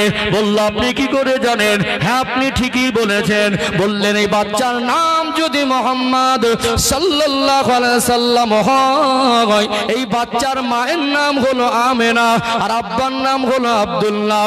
বলল আপনি ঠিকই বলেছেন। তাহলে বললেন আপনি কি সম্পর্কে চাচা হন? কথাগুলো 100 মিলে যায়। তিনি বললেন আল্লাহর কসম করে বলি এই বাচ্চাটা সাধারণ কোনো বাচ্চা নয়, এই বাচ্চাটাকে আমার আল্লাহ সৃষ্টি জগতের মধ্যে শ্রেষ্ঠ করে আমার আল্লাহ এনাকে তামাম কুল কায়নাতের জন্য রহমত স্বরূপ করে রহমাতাল লিল আলামিন করে প্রেরণ করেছেন। ওই সময় বলেছিলেন এ বিশ্ব নবীর চাচা আবু তালেব, খবরদার আপনি শামে নিয়ে যাবেন না। আমি আল্লাহর কসম করে আপনাকে বলি, শামে ইহুদিরা যদি বুঝতে পেরে যায়, ওরা অপেক্ষায় আছে এই বাচ্চার আগমনের ভবিষ্যৎবাণী তারা জানে। এই বাচ্চাটাকে যদি শামে নিয়ে যান, এই বাচ্চাটা শামে নিয়ে গেলে ইহুদিরা জানতে পারলে এই বাচ্চাটাকে কতল করে দেবে, মেরে দেবে। আল্লাহ নবীর চাচা যান একটু দুশ্চিন্তার মধ্যে পড়ে গেলেন। তিনি ভাবলেন আমি এখন কি করি? বলল আপনারা এখানে কাফেলা থামান, আপনারা এখানে একটু অপেক্ষা করুন। ওই খ্রিস্টান পাদ্রী বুহাইরা নামক ওই ব্যক্তি আমার রাসূলুল্লাহর ওসিলায় ওই কাফেলাকে একসাথ খাবিয়ে মেহমানদারি করেছিলেন। জোরে বলুন সুবহানাল্লাহ। এখন বললেন আপনি আপনার এই ভাতিজাকে নিয়ে শামে যেন যাবেন না। তখন কাফেলার সাথী সঙ্গীরা বলল দেখো আবু তালেব, আমরা তোমাকে ভালোবাসি, তার মানে তোমার একার জন্য আমরা তো এতটা মাল নিয়ে এসেছি, শামে যাওয়া থেকে বিরত থাকতে পারি না। প্রথমে বলেছিলাম বাচ্চাটাকে নিয়ে যেও না, এখন তুমি যাবে না থাকবে এটা তোমার ব্যাপার, আমরা কিন্তু শামে যাব। এতটা মাল নিয়ে এসেছি, ফিরে যাওয়া সম্ভব নয়। আল্লাহর নবী চাচা যান চিন্তায় পড়ে গেলেন। তখন ওই আবু তালেবের সাথী সঙ্গীরা মক্কার ব্যবসায়ীরা মনে করছেন বাচ্চাটাকে এনে বিপদে পড়ে গেল। আমার রসুল যেখানে থাকে বিপদ হয় না, ওখানে রহমত হয়। জোরে বলুন, জোরে বলবেন না। চাচা মনে করতে লাগলো তাই তো ক্ষণেকের জন্য আমার তো মুসিবত। বললো ঠিক আছে, আমার বাচ্চাটা আমার কাছে ভাইটাল, তোমরা চলে যাও, আমি যাব না। এবারে খ্রিস্টান পাদ্রী বুহাইরাকে ডেকে বলছে দেখো এতটা মাল নিয়ে এসেছি, আমার সাথী সঙ্গীরা তো চলে গেছে, আমার মালগুলো ফিরিয়ে নিয়ে যাওয়া তো কঠিন, অন্তত যদি কম দামেও বিক্রি হতো বা আসল টাকাটা যদি উঠে আসতো, তাও আমি বাচ্চাটার দিকে তাকিয়ে এগুলো বিক্রি করে ফিরে যেতাম। বুহাইরা বলল এই পাশে একটা গ্রাম্য বাজার আছে, আপনি ওখানে নিয়ে যান, দেখুন একবার মালগুলো তুলে। সঙ্গে আছেন আমার রাসূল রাহমাতাল লিল আলামিন। আমার নবী যেখানে থাকে সেখানে আল্লাহ কিয়ামত পর্যন্ত গজব দেন না। জোরে বলুন, কিয়ামত পর্যন্ত মদিনার শহরটা নিরাপদ। কিয়ামত পর্যন্ত, যতদিন না কিয়ামত হচ্ছে কিয়ামত পর্যন্ত আমার আল্লাহ কোন রকম গজব, কোন রকম আমার আল্লাহ মদিনার জমিনে কোন দুর্ভিক্ষ আর গজব আল্লাহ দেবেন না। যেটা বলবেন না, আমার রসুল যেখানে থাকেন আমার রসুলের উপরে অটোমেটিকলি আল্লাহ রহমত নাজিল করেন, রহমতের দরজা উন্মুক্ত করে রেখেছেন। তো আবু তালেব ছিল পাক্কা ব্যবসায়ী। তিনি যখন মাল নিয়ে দাঁড়িয়েছেন, ওই এলাকার মানুষ এই মালগুলো মক্কার মাল এরা দেখে বুঝতে পেরেছে। তখন অল্প সময়ের মধ্যে ঘিরে ধরে বলছে যে আবু তালেব, তখন বলছে যে ভাই এই মালগুলো আপনি বিক্রি করবেন কি রকম দামে? অনেক সময় এই ক্রেতা আর বিক্রেতার মধ্যে কথাবার্তা হয়, ভাই মালটা বিক্রি করো, কত দাম? বলো তুই কত হলে নিবি? বল তোমার দাম, তোমার মাল তুমি আগে দাম বলো, বলে না? এরকম কথোপকথন হয়। তো আবু তালেব ছিল পাকা ব্যবসায়ী। যখন ওই এরিয়ার গ্রাম্য মানুষজন এসে ঘিরে ধরে বলছে ভাই কিরকম দামে দেবেন, উনি বললেন যে আমার তো নতুন জায়গা, আন্দাজে দাম না বলে এমন দাম বলবো ছিটকে বেরিয়ে যাবে, লাস্টে আমার বিপদ বেড়ে যাবে, এই মাল নিয়ে কোথায় যাবো এখন, আমি সাথী সঙ্গে চলে গেছে। তো বললো আপনারা কিরকম দামে নিতে পারবে বলুন না। তো তখন বললেন যে আমরা সামনে থেকে ফের মাল কিনে আনবো, আমাদের বাড়ির কাছে এসেছে, এটা নিয়ে নেই, মালগুলো ভালো মাল। তো আবু তালেব বলেছিল যে যতটুকু আমি আশা করে এসেছিলাম আমার রাসূলুল্লাহ সম্মান আর তাজিবের খাতিরে আল্লাহ আমার প্রতি এত রহমত করলেন যে ওই মালগুলো সামনে নিয়ে গিয়ে যতটা লাভের আশা করেছিলাম আল্লাহ আমার রাসূলের বরকতে তার থেকে দ্বিগুণ লাভ দিয়েছিলেন। জোরে বলুন। তাহলে যেতেও হলো না, বিক্রি আগে হয়ে গেল, লাভটাও বেশি হলো। কার বরকত? কার বরকত? রাসূলুল্লাহ বরকত। তাহলে শামের ইতিহাস, আল্লাহর নবীকে সাথে করে নিয়ে যাওয়া, ছোট বাচ্চাকে এত ভালোবাসা দেওয়া, ভালোবাসা ঘাটতি ছিল? এই ভালোবাসা নাজাত দিতে পারবে? পারবে? কলেমা পড়িনি। ওমা আতাকুমুর রাসূলু ফাখুযুহু ওমা নাহাকুম আনহু ফান্তাহু। আল্লাহ বলেন আমার নবী যেটা তোমাদের আদেশ করেন সেটাকে তোমরা মানো, নবী যেটা নিষেধ করেন ওটাকে তোমরা বর্জন করো। আবু তালেবের ভিতরে নবীর কথা মানার আমল ছিল না, ইসলামের আদর্শ ছিল না, ঈমানটুকু ছিল না। বাকি ভালোবাসা যে পরিমাণে দিয়েছে ভালোবাসার ঘাটতি ছিল না। আমরাও মুসলমান সে কাফের এই পার্থক্যটা আছে, তারপরেও আমাদের মধ্যে কিছু মানুষের চিন্তা ওই রকম, মনে হয় শুধু মুখেই বললেই পার, মনে হয় মুখে বললেই পার। এক একটা মাস বাড়িতে 5 জন 7 জন মানুষ, একটা কেউ নামাজ পড়ে না। বুঝতে পারছেন না? একটা মাসের ভিতরে বাড়ির ভিতরে একটা লাইন কেউ কোরআন তেলাওয়াত করলো না। শুধু নবী দিবস করে জলসা দেবেন, মুখে বলবেন নবীকে ভালোবাসি, এইটুকু যথেষ্ট নয়। অবশ্যই এটা ভালো কাজ, অবশ্যই নবী দিবস দেবেন, অবশ্যই আসবেন, অবশ্যই যে ভালোবাসি বলছেন 1000 বার বলবেন। এটা আপনার সৌভাগ্য, এটা আপনার গর্বের, এটা আপনার ফখরের, এটা আপনার আনন্দের। তার সাথে সাথে ভালোবেসে নবীর আদর্শটাও বুকে পেতে নিতে হবে। কথা ঠিক বলছি না ভুল বলছি?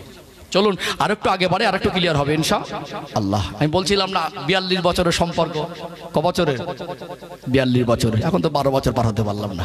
একটু তাকবীর দেন তো, নারে তাকবীর। মাশাআল্লাহ, খুব সুন্দর পরিবেশ। আরেকটু আওয়াজ দেন, নারে তাকবীর। সিলসিলায়ে হক মুজাদ্দিদে জামান হিজবুল্লাহ ভাইজান হুজুর কিবলা, নারে তাকবীর। আমাদের পরবর্তী বক্তা আওলাদে মুজাদ্দিদে জামান, আমার অত্যন্ত প্রিয় পীরজাদা মুশফিকিন সিদ্দিকী ভাইজান হুজুর কিবলা তাশরীফ এনেছেন। যত সময়ে আপনাদের খেদমতে আসবেন, যতক্ষণ না আসছেন তো আমি আছি। ভাইজান সম্ভবত আমার এখন ঘড়িতে বাজে 10:30টা মতো, ভাইজান 11টা আসবেন ইনশাআল্লাহ। আরো আধ ঘন্টা আপনাদের কাছে আছি ইনশাআল্লাহ। আরেকটু আগে বাড়াই তাহলে বোঝা যাবে। আমি জাস্ট এটাই আপনাদেরকে সচেতন করছি যে আমরা মসজিদে আসবো না, নামাজ শুদ্ধ করব না, বিবিকে পর্দায় রাখবো না, মেয়েদেরকে পর্দায় রাখবো না, আমাদের বাচ্চাদেরকে ইসলামের শিক্ষায় শিক্ষিত করব না। আমরা বাপ এক ঘরে মোবাইল, ছেলে এক ঘরে মোবাইল, বৌমা এক ঘরে সিরিয়াল খতম করবে, শাশুড়ি এক ঘরে নাটক খতম করবে, কোরআন শরীফগুলো ওইভাবে তোলা থাকবে। ঘরের ভিতরে নামাজের মশাল্লাগুলো আজমি শরীফ থেকে কিনে আনবেন, ফুরফুরা শরীফ থেকে কিনে আনবেন, মক্কা শরীফ থেকে কিনে এনে আলমারিতে তুলে রাখবেন। আজান হবে, বাড়িতে কথা বন্ধ হবে না, সপ্তাহ চলে যাবে, সন্তানগুলো নামাজ পড়বে না, বাবা মা পড়বে না, আর শুধু বলবো নবীকে ভালোবাসে এই দোহাই দিয়ে মনে করবেন জান্নাতে চলে যাব। এটা যেমন কঠিন সহজ নয়, এটা ঠিক নয়, এটা প্রকৃত ইসলাম মানা নয়, এটা প্রকৃত নবীর ভালোবাসা নয়। এটা আমি একটু ক্লিয়ার করে বোঝাতে চাইছি। লাইন বুঝতে পারছেন তো? ও ভাইজানেরা, সোনার মানিক যুবকেরা, আব্বারা মায়েরা, আল্লাহ নবীকে যে পরিমাণে ভালোবেসেছিলেন ওই ভালোবাসায় কোনো ঘাটতি ছিল না, কিন্তু ভালোবাসার পরও জান্নাতে যেতে পারবে না। কেননা তিনি যেমন ঈমান আনেন না, ঠিক তেমনি আমার রাসূলুল্লাহর কথা মতো জীবন যাপন করেন নাই। আল্লাহ নবীর বয়স হয়ে গেল 40 বছর। আমার রাসূলুল্লাহকে আল্লাহ দয়াময় রমাদানুল মুবারক মাসে লাইলাতুল কদরের রাতে আমার আল্লাহ দয়াময় জাবালে নূর পাহাড়ে গা রেখে রাতে আমার রাসূল ধ্যানে মশগুল ছিলেন। কোরআনুল কারীমের সর্বপ্রথম আয়াতের মধ্যে সূরাতুল আলাকের প্রথম 5টা আয়াত নাজিল করে দিলেন। 40 বছর বয়স আমার আল্লাহ আমার নবীকে নবুয়ত দিলেন। নবী আমার নবুয়ত পাওয়ার পরে প্রথম 3টে বছরে গোপন ইসলাম প্রচার করলেন। আমার রাসূলুল্লাহর বয়স হয়ে গেল 43 বছর। 43 বছর বয়সে আল্লাহ পাক আবার পুনরায় ওহী করলেন, ওয়ানজির আশিরাতাকাল আকরাবিন। আমার হাবিব আর লুকিয়ে নয়, এবার প্রকাশ্যে আপনি দ্বীনের দাওয়াত শুরু করেন। আপনার যারা নিকটস্থ আত্মীয় আপনি তাদেরকে ভয় প্রদর্শন করুন। আখিরাত সম্পর্কে, আযাবে জাহান্নাম সম্পর্কে আপনি তাদেরকে ভয় দেখান। নবী আমার যখন 43 বছর বয়স হয়ে গেল আল্লাহর আদেশ পেয়ে পুনরায় প্রকাশ্যে কলেমার বাণী প্রচার শুরু করলেন। আমার রাসূলুল্লাহর হাতে হাত দিয়ে কিছু সংখ্যক মানুষ আমার নবীর নূরের হাতে হাত দিয়ে ঈমানের কলেমা পড়ে মুসলমান হয়ে গেলেন। জোরে বলুন সুবহানাল্লাহ। কিন্তু মক্কার বড় বড় গোত্রের লিডারেরা আবু জেহেল, আবু লাহাব, উতবা, সাইবা, রাবিয়া, উমাইয়া ইবনে খালব, এরা বড় বড় গোত্রের মাতব্বর নেতা, এরা বিরোধিতা শুরু করে দিল।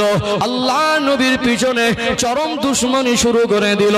ঘাত প্রতিঘাতকে উপেক্ষা করে নবী আমার দ্বীনের দাওয়াত দিতে শুরু করলেন। দুশমনির মাত্রা বেড়ে গেল। 43 বছর বয়স থেকে 47 বছর পর্যন্ত এই টানা 4টে বছর এত ঘাত প্রতিঘাত আমার রাসূলুল্লাহকে জানে মেরে ফেলার চেষ্টা করা হলো। আবু জেহেল বড় একটা পাথর নিয়ে, সিরাতে মুস্তাফা কিতাবের মধ্যে এসেছে, আবু জেহেল বড় একটা পাথর নিয়ে আমার রাসূলুল্লাহকে জানে মেরে দেবে, আমার রাসূলুল্লাহর মাথাটাকে চূর্ণ বিচূর্ণ করে দেবে। পিছন থেকে আসছেন নবী আমার আল্লাহর কাবা ঘরের সামনে বসা। আবু জেহেল যখন পাথর নিয়ে আমার রাসূলুল্লাহর কাছাকাছি হয়ে গেল, এমন সময় আবু জেহেল ওই জায়গায় আর দাঁড়িয়ে থাকতে পারলেন না। মনে মনে করলেন আর একটু কাছে যাই, পাথরটা ছুঁড়ে দেবো, আমার রাসূলুল্লাহকে জানে মেরে দেবেন। আবু জেহেল দেখতে পায় আমার আল্লাহ আবু জেহেলের চোখে দেখায় একটা হিংস্র উট, এত হিংস্র রূপ ধারণ করে আবু জেহেলের দিকে ছুটে আসছে।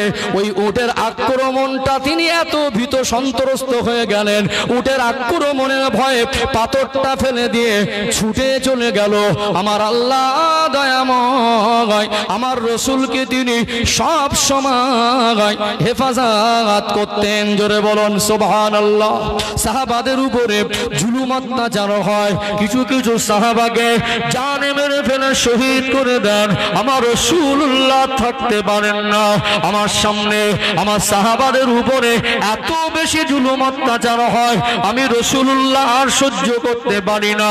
আল্লাহ নবী গোপনে রাতের অন্ধকারে, আল্লাহ নবীর বয়স তখন 45 বছর, হিজরতের পঞ্চম বছরে আল্লাহ নবী রাতের অন্ধকারে গোপনে গোপনে ডাকলেন কিছু সাহাবীকে, 12 জন পুরুষ আর 4 জন মহিলা, এই 16 জনের একটা দল বানিয়ে দিয়ে আল্লাহ নবী বললেন এই মুহূর্তে আপনারা মক্কায় থাকবেন না, মক্কায় থাকাটা আপনাদের জন্য নিরাপদ নয়। আমি রাসূলুল্লাহকে যেমন জানে মেরে ফেলার পরিকল্পনা হচ্ছে ঠিক তেমনি আপনাদেরকেও শহীদ করে দেবে, আপনারা চলে যান। মক্কায় থাকাটা এই মুহূর্তে আপনাদের জন্য নিরাপদ হবে না, আপনারা হিজরত করে আবিসিনিয়ায় চলে যান। ঈমান আনার কারণে, আল্লাহকে রাসূলকে ভালোবাসার কারণে সাজানো ঘর বাড়ি, বিবি বাচ্চা, মাল সম্পদ সব কিছু রেখে দিয়ে ওই কঠিন পরিস্থিতিতে ওই 16 জনের কাফেলা কোথায় খাবেন, কোথায় থাকবেন, কোথায় সেই হাবশা, কোথায় সেই আবিসিনিয়া, কোথায় তার কোনো আত্মীয় স্বজন প্রয়োজন নেই, থাকার কোনো নিশ্চয়তা নেই, কি খাবেন তার কোনো নিশ্চয়তা নেই।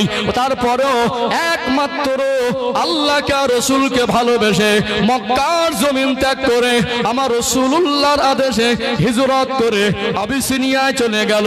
আল্লাহ নবী হিকমতে সাহাবীদেরকে পার করে দিলেন। এত ঘাত প্রতিঘাত আল্লাহ নবী চাচার কাছে এসে বলতে লাগলো, যেহেতু চাচা আবু তালেব এটা হলো মুহাম্মদুর রাসূলুল্লাহ সাল্লাল্লাহু আলাইহি ওয়াসাল্লামের একটা গার্জেন না? তখন আল্লাহর নবীর বয়স ৪৫ বছর। ৮ বছর বাদ দিলে চাচার সঙ্গে বয়স কত? ৮ বাদ দেন, ৩৮ বছরের ৩৭ বছরের সম্পর্ক। কত বছর গার্জেন? তো মক্কার কাফেররা বলল একবার আবু তালেবকে জানাই, যদি সোজা হয়তো ভালো, না হয়তো বিকল্প ভাববো। প্রত্যেকদিন এক এক রকম ফোন দিয়ে আসতো। বেশ বড় বড় নাম করা মাতব্বর নেতা মোড়ল সব এসে আবু তালেবের কাছে হাজির। দেখো তোমার ভাই পূজা করছে, তুমিও তো কলেমা পড়ি না আমাদের দলের, তো যদি আমরা মুখ বুঝে সহ্য করি তো আমাদের নেতৃত্ব থাকবে না, সব তো মুসলমান হয়ে যাচ্ছে। আর যে কটাকে নিয়ে এমন ভাবে তারা পরিকল্পনা করেছিল এই গরিব গরিব সাহাবীদেরকে এমন ভাবে কষ্ট দেব, এই কষ্ট দেখে মক্কার মানুষ কলেমা পড়ার সাহস পাবে না। আল্লাহ রসুল তাদের হাতিয়ারগুলোকে ছিনিয়ে নিয়ে রাতের অন্ধকারে আবিসিনিয়ায় পাঠিয়ে দিল। এই আবিসিনিয়ার বাদশাহ নাজ্জাশী ছিল, বাদশাহ নাজ্জাশী ন্যায়পরায়ণ বাদশাহ। আল্লাহ রসুল চিঠির মাধ্যমে তাকে কলেমার দাওয়াত দিয়েছিলেন। এই বাদশাহ নাজ্জাশী তিনি ঈমানের কলেমা পড়ে মুসলমান হয়ে গিয়েছিলেন। জোরে বলুন সুবহানাল্লাহ। বাদশাহ নাজ্জাশীর কাছে এই কাফেররা যখন দেখলো যে 12 জনের মতো যাদেরকে আমরা টার্গেট করেছিলাম এদেরকে ধরে ধরে কষ্ট দেব, একটাকে তো খুঁজে পাইনি, খোঁজ খবর নিয়ে দেখলো এরা হাবশায় চলে গেছে। তো হাবশায় গিয়ে বলছে এরা সন্ত্রাসী।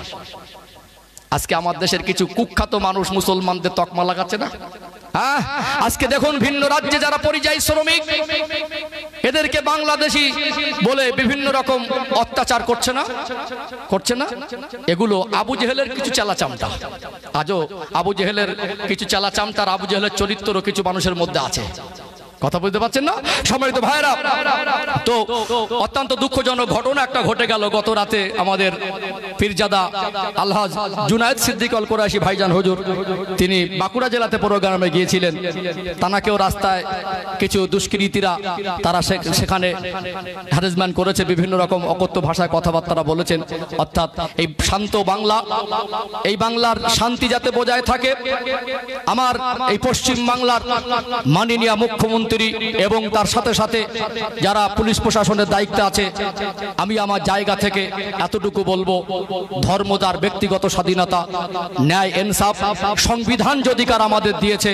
যারা রাজনীতি করে তাদের প্ল্যাটফর্ম আলাদা। আমরা কোন রাজনীতির দলের দালাল নয়, রাজনীতির নেতাও নয়, রাজনীতির কথাও বলি না। আমার দেশে যখন শরিয়াত বিরোধী কথা বলবে, আমি দেশের সাধারণ নাগরিক হিসাবে হক কথাটা বলার অধিকার 1000বার আমার আছে না নেই? যাতে শরিয়াত বিরোধী সেটা আমাদের ধর্মীয় ব্যাপার, আমরা জলসা মাহফিলে আমাদের ধর্মীয় জ্ঞান প্রচার করি। তবে এখান থেকে যখনই সংবিধান বিরোধী কোনো অন্যায় অত্যাচার আমার কওমের উপরে আসবে, সচেতন করার দায়িত্ব আমাদের আছে না নেই? আমি বলবো এই দেশের প্রত্যেকটা নাগরিক যাতে যে যার অধিকার নিয়ে শান্তিতে থাকতে পারে, পুলিশ প্রশাসনের দায়িত্ব সেটা। আপনারা যদি সাধারণ মানুষের অধিকার নিয়ে খেলা করেন, ন্যায় ইনসাফের আপনাদের হাতে যে ক্ষমতা দেওয়া হয়েছে, ন্যায় ইনসাফের ক্ষেত্রে আপনারা যদি পদক্ষেপ না নেন, আগামী দিন আরো অশান্ত হয়ে যাবে। সেদিন হয়তো আপনাদের সামলানো কঠিন হয়ে যাবে। এই জন্য আমি বলবো, আমরা শান্তিপ্রিয় মানুষ, আমার ইসলাম ধর্ম আমাদের শান্তির পথ দেখিয়েছে। ইসলাম প্রতিষ্ঠিত হলে সেখানে শান্তি প্রতিষ্ঠিত হয়। আমরা শান্তির কথা বলি। সর্বকালের সর্বযুগের সর্বশ্রেষ্ঠ মহামানব, যিনি সৃষ্টি জগতের জন্য রহমত, ইমামুল আম্বিয়া খাতামান নবিয়্যিন সাইয়্যিদুল মুরসালিন নূরে মুজাসসাম রাহমাতাল লিল আলামিন, তিনি সৃষ্টি জগতের জন্য রহমত স্বরূপ হয়ে এসে তিনি শান্তি প্রতিষ্ঠিত করে গেছেন। আমরা শান্তি চাই, যেন কোনো রকম অপ্রীতিকর ঘটনা, কোনো রকম পরিযায়ী শ্রমিকের উপর আক্রমণ, কোনো রকম ধর্মীয় প্রচারকের উপর আক্রমণ, কোনো রকম অন্যায়ভাবে সে যেই ধর্মের হোক তার উপর আক্রমণ, এটা কখনো মেনে নেওয়া যায় না। এর তীব্র প্রতিবাদ জানাই এবং আমরা এখান থেকে দাবি তুলি, যারা দুষ্কৃতী তাদের আইনের আওতায় এনে তাদের যথাযোগ্য শাস্তির দাবি আমরা জানাচ্ছি। দরকার আছে না নেই? আছে না? অর্থাৎ সম্মানিত ভাইরা, যে কথা বলছিলাম, সেই আবু জেহেল এসে বলল যে তোমার ভাইপোকে সাবধান করে দাও, তোমাকে জানানোর দায়িত্ব প্রয়োজন একবার মনে করেছে জানাচ্ছি। কি চায় জিজ্ঞেস করো তো। ওর কি নেতা হবার শখ? আবু জাহেলরা বলছে মুহাম্মদুর রাসূলুল্লাহ সাল্লাল্লাহু আলাইহি ওয়াসাল্লাম যে দিন প্রচার করছেন, মানুষ দলে দলে এসে তার কাছে আসছেন, ও কি মানুষের কাছে নেতা হতে চায়? তো নেতা যদি হতে চায় আমরাই নেতা বানাচ্ছি। টাকা চায় তো আমরা টাকা দিচ্ছি, মাল চায় মাল দিচ্ছি, সুন্দরী রমণী চায় সুন্দরী রমণী দিচ্ছি। আল্লাহর নবী সন্ধ্যাবেলা বাড়ি ফিরলেন, নবীজির চাচা আল্লাহ নবীকে পাশে বসে বললেন, বাবা মক্কার মানুষ আমার কাছে এসে তোমার বিরুদ্ধে নালিশ করে গেছে, তুমি কি চাও বলো তো। তাদের দাবি দাবাগুন আল্লাহ নবীকে শোনালেন। আল্লাহ নবীর নূরের চোখ থেকে টপ টপ করে পানি ঝরছে। চাচা যান, আল্লাহ পাক আমাকে মহান দায়িত্ব দিয়েছেন, সারা পৃথিবী যদি আমার বিরুদ্ধে চলে যায়, মক্কার মানুষ তেমনি বিরোধী করছে, আমার আব্বার আদর আমি জীবনে পাইনি, আমার মায়ের স্মৃতি আমার খুব বেশি মনে নেই, 6 বছরের স্মৃতি। আমার দাদু চলে গেলেন, তারপর থেকে আপনি আমার আব্বার মতো, আপনি আমাকে যে ভালোবাসা দিয়েছেন, আমার নিজের সন্তানকে অনেকে এরকম ভালোবাসা দেয় না। আমি যখন যেটা জেদ করেছি, মক্কার মানুষ আমাকে ওই সামনে নিয়ে যাওয়ার জন্য আপনাকে বিদ্রুপ করেছে, আপনি সব কিছু মেনে নিয়েছেন। চাচা যান, আপনি আমার একটা সাহারা, আপনি আমার একটা মাথার উপরে ছায়া, আপনি আমার একটা গার্জেন, আপনি আমার একটা বাবা। চাচা যান, আপনিও যদি চলে যান, আল্লাহর দেওয়া দায়িত্ব থেকে আমি বিরত থাকতে পারবো না। জোরে বলুন, কলেমা আমি প্রচার করব। আল্লাহ নবীর চোখের পানি দেখে সেদিন আবু তালেব বলেছিল যে তোমার ওই চোখের পানিটা আমি সহ্য করতে পারি না, গায়ে এক ফোঁটা রক্ত থাকতে তোমার উপরে আঘাত আসতে দেব না। জোরে বলুন। দেখবেন যতদিন মানুষকে দেবেন, যতদিন ফ্রি খাওয়াবেন, যতদিন টাকা ধার দেবেন, যতদিন আপনার থেকে স্বার্থ পাবে, প্রচুর মানুষকে ধারে বারে পাবেন। যখন একা হয়ে যাবেন, নিঃস্ব হয়ে যাবেন, বিপদে পড়ে যাবেন, তখন মানুষ আর আপনার ধারে বারে খুব একটা আসবে না। বিপদের দিনের বন্ধু, বিপদের সময় সাথী, বিপদের সময় সাহারা হয়ে দাঁড়ানো। যদিও কলেমা পড়িনি, কিন্তু নবীকে সহযোগিতা সাপোর্ট করতে সামান্য জাররা পিছু পা হয়নি। এই এত ভালোবাসা, এত সাপোর্ট করেও জান্নাতে যেতে পারবে না। ও ভাইজানেরা, সোনার মানিক যুবকেরা, আব্বারা মায়েরা, আল্লাহ নবীর বয়স হয়ে গেল 47 বছর। কাফেররা এত রকম ক্লান্ত করে যখন কলেমার বাণী প্রচার বন্ধ করতে পারছে না, দারুন নাদওয়াতে বসে মিটিং করতে লাগলো যে মুসলমান যারা আছে এদেরকে বয়কট করে দিতে হবে, এদেরকে সমাজ থেকে আলাদা করে দিতে হবে। একটা কাগজে কয়েক দফা শর্ত লিখতে লাগলো, যারা মুসলমান হয়ে গেছে, যারা ঈমান এনেছেন, যারা কলেমা পড়েছেন, এদের সঙ্গে আজ থেকে কোনো রকম লেনদেন করব না, ওদের কোনো মাল আমরা কিনবো না, আমাদের কোনো মাল ওদেরকে বিক্রি করব না, ওদের সঙ্গে কোনো রকম কথাবার্তা বলবো না। এই কিছু শর্ত লিখে এই কাগজটা আল্লাহর কাবা ঘরে টাঙিয়ে দিয়েছে। তারা কাবা ঘরকে সামনে রেখে ঠাকুরের নামে শপথ করে, মূর্তির নামে শপথ করে। তারা বলে এই কাগজটাকে ঝুলিয়ে দিয়েছি, যতদিন অক্ষত থাকবে এই অবরোধার এই চিত্র আমরা এইভাবে বাস্তবায়ন করে যাব। আমরা মুসলমানদের সঙ্গে সমস্ত রকম সম্পর্ক ছিন্ন করে দিলাম। আল্লাহ নবী সাহাবাদের নিয়ে চিন্তার মধ্যে পড়ে গেলেন। আম্মা জান হযরতে খাদিজা তাহেরা রাদিয়াল্লাহু আনহাকে আল্লাহ দয়াময় কোটি কোটি টাকার সম্পদের মালিকানা দিয়েছিলেন। আম্মা জান হযরতে খাদিজাতুল কুবরা রাদিয়াল্লাহু আনহার কাছে আল্লাহ নবী বলতে লাগলেন, ও হযরতে খাদিজা, মক্কার মানুষ আজ থেকে মুসলমানদের বয়কট করে দিয়েছে, আমরা কোনো মাল তাদের থেকে কিনতে পারবো না, আমাদের কোনো মাল কিনবে না, তারা যেখানে থাকবে আমরা সেখানে থাকতে পারবো না। আল্লাহ নবীর ওই কষ্টটা আম্মা জান হযরতে খাদিজাতুল কুবরা রাদিয়াল্লাহু আনহা তিনি সহ্য করতে পারলেন না। আমার রাসূলুল্লাহর পূর্ণিমার চাঁদের মতো চমকানো চেহারার দিকে তাকিয়ে বললেন, ইয়া রাসূলুল্লাহ, হাবিবাল্লাহ, আল্লাহ পাক আমাকে যে মাল সম্পদ দিয়েছে, এই মাল সম্পদটা আমি রাসূলুল্লাহর কাছে আমানত হিসাবে সব কিছু দিয়ে দিয়েছি। এই মাল তো আমি খাদিজার মাল নয়, এই মাল তো আমি আপনাকে মালিক বানিয়ে দিয়েছি। ইয়া রাসূলুল্লাহ, ইয়া হাবিবাল্লাহ, আমি খাদিজার আপনার মাল সম্পদ যতদিন থাকবে আপনার সাহাবাদের পিছনে ইচ্ছা মতো খরচা করুন। আল্লাহ রসুল কিছু সাহাবাদেরকে নিয়ে শিয়াবে আবু তালেব নামক পাহাড়ের একটা গুহার মধ্যে আশ্রয় নিয়েছিলেন। একদিন দুই দিন নয়, এক মাস দুই মাস নয়, টানা 3টে বছর নবী পাকের 47 বছর বয়স থেকে প্রায় 50 বছরের মতো বয়স, এই 3টে বছর বয়কাট করা অবস্থায় রেখে দিলেন। কোনো মাল বিক্রি করে না, মুসলমানদের থেকে কোনো মাল কেনে না। নবী আমার চিন্তার মধ্যে পড়ে গেলেন। সাহাবাদের কোলে যে ছোট ছোট বাচ্চা ছিল, ওই বাচ্চাগুলো ক্ষুধার তাড়নায় চিৎকার মেরে মেরে কাঁদতেন। খাদ্য ফুরিয়ে গেল, মুসলমানদের কাছে মাল বিক্রি করে না। একটা সময় সাহাবারা বলছেন, এত কঠিন দিন এসেছে, এত বিপদ, এত মুসিবত আমাদের উপর থেকে গেছে, আমরা সর্বস্ব ত্যাগ করেছি, আমরা রাসূলুল্লাহর কাছ থেকে সরে যাইনি। পাহাড়ি গাছের পাতাগুলো তুলে তুলে খেয়ে খেয়ে ক্ষুধা জ্বালা নিবারণ করেছেন। পাহাড়ি গাছের পাতাগুলো খেয়েছে, পশুর শুকনো চামড়াকে পানি দিয়ে সেদ্ধ করে খেয়ে ক্ষুধা জ্বালা নিবারণ করেছেন। এই দুর্দিনের সময় 3টে বছর পাহাড়ের একটা গুহায় শিয়াবে আবু তালেব নামক উপত্যকায় সাহাবারা আমার রাসূল আশ্রয় নিয়েছিলেন। এমন মুসিবতের সময়ও আল্লাহ নবীর চাচা আবু তালেব, যদিও তিনি ঈমান আনেন নাই, আমার রাসূলুল্লাহর সঙ্গী হয়েছিলেন। তাহলে এত বিপদের সময় ওই সুখ দুঃখের ভাগিদার হওয়ার পরও জান্নাত হবে না। কলেমা পড়িনি, নবীর কথা মতো মানিনি, শুধু কলেমা পড়লেই জান্নাত নয়। একদিন আপনি যাবেন, কিন্তু আপনার হিসাব নিকাশ কঠিন হবে, নবীর সুপারিশি থেকে বঞ্চিত হবেন। আপনারা আমরা মুসলমান বলে যারা দাবি করি, আমাদের চিন্তায় চেতনায়, পোশাকে, চাল চলনে, আখলাকে, চরিত্রে, সর্বজায়গায় আমাদের নবীর সুন্নাত বাস্তবায়ন করতে হবে। আর যুবক কোথায় কোন খেলার প্লেয়ার একটা চুলের কাটিং দিল, এক প্লেয়ারের ভক্ত শত শত না, লক্ষ লক্ষ যুবক।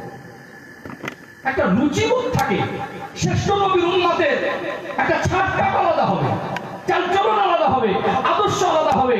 হায়া লজ্জা এতটাই কমে গেছে যে ছেলেটা ওই রকম চুল কেটে বাবা মার সামনে আসে কি করে, বাবা মা কিভাবে মানুষ করে। দেখবেন এই সাইডের চুলগুলো এখান থেকে নেড়া মতো করে দিচ্ছে, দুই কানের সাইড, আর পিছনটা বড় বড়। বাদরের চেহারা দেখেছেন? আল্লাহ মানুষকে সৃষ্টির শ্রেষ্ঠ করেছেন। আমাদের সমাজে আমাদের কিছু যুবক ছেলেরা চুল কাটছে, চুল কাটিং দেখে মাদরের থেকেও দেখতে খারাপ লাগে।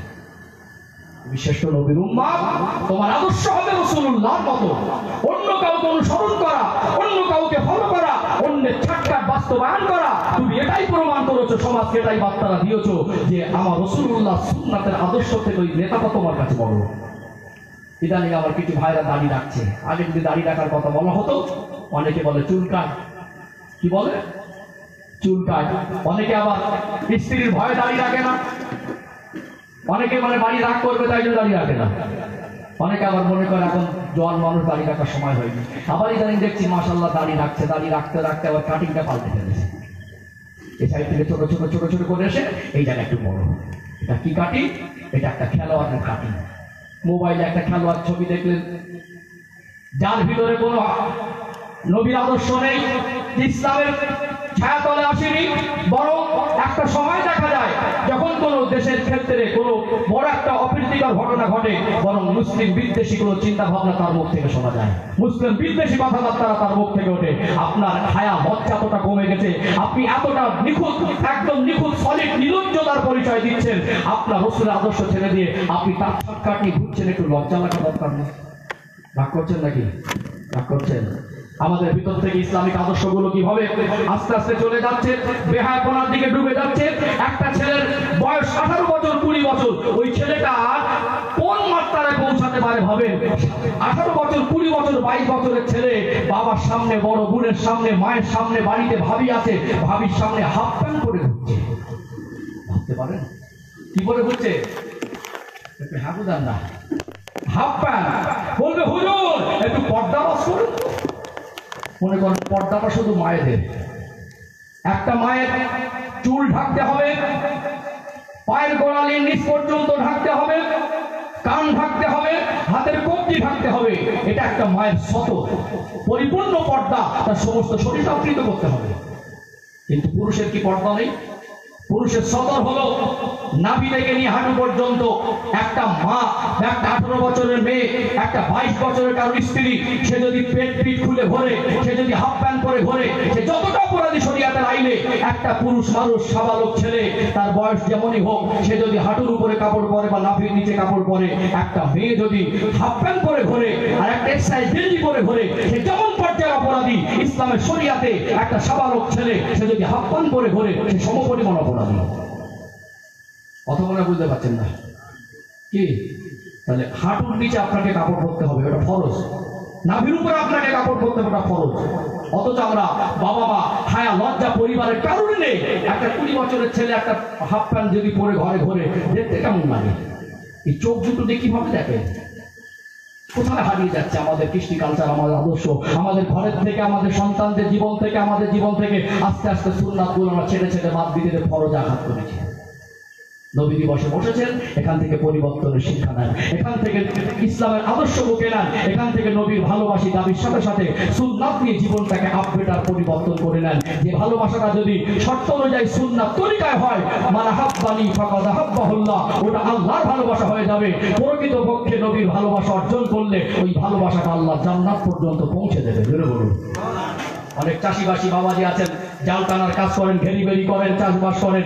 যদি লুঙ্গি কাঁচা মারতে হয়, কাঁচা মারলেও আপনি হাঁটুর উপরে তুলতে পারবেন না, জাল টানা কাজ করে না। এমন একটা পোশাক আপনাকে বানিয়ে নিতে হবে, একটু ঢেলা ঢেলা প্রয়োজনে লাস্টিক বা গাডার দিয়ে আপনি হাঁটুর নিচে পড়তে হবে, 3 কোয়ার্টার টাইপের।